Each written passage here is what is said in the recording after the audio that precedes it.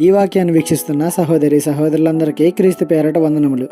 ఈరోజు వాక్యం ద్వారా దేవుడు మనతో చెబుతున్న మాట, షండుడైన హేగే నిర్ణయించిన అలంకారము గాక ఆమె మరి ఏమీ కోరలేదు. ఎస్తేరును చూచిన వారందరికీ ఆమె యందు దయ పుట్టెను. ఎస్తేరు 2:15. రాజు యుద్ధకు వెళ్ళడానికి ఎస్తేరు అలంకరింపబడుతుంది. అయితే మిగతా స్త్రీలు కూడా అలంకరింపబడుతున్నారు. మిగిలిన వారు అత్యధికంగా అలంకరింపబడితే ఎస్తేరు మాత్రం హేగే నిర్ణయించిన అలంకరణతోనే సరిపెట్టుకుంది. అంటే ఓవర్గా రెడీ అవ్వడానికి ఆమె ఇష్టపడలేదు. అందరిలోనూ ఆమెను చూసిన వారందరికీ ఆమె ఎంతో చక్కని దానిగా కనిపించింది. ఇచ్చిన వాటితో తృప్తి పడింది కాబట్టే, అధికంగా ఆశించలేదు కాబట్టే, అన్నిటికన్నా ముందు దేవుని యొక్క కృప ఆమెపై ఉన్నది కాబట్టే, దేవుడు ఆమెను ఎన్నుకున్నాడు కాబట్టే ఆ రాజ్యానికి రాణి అయింది.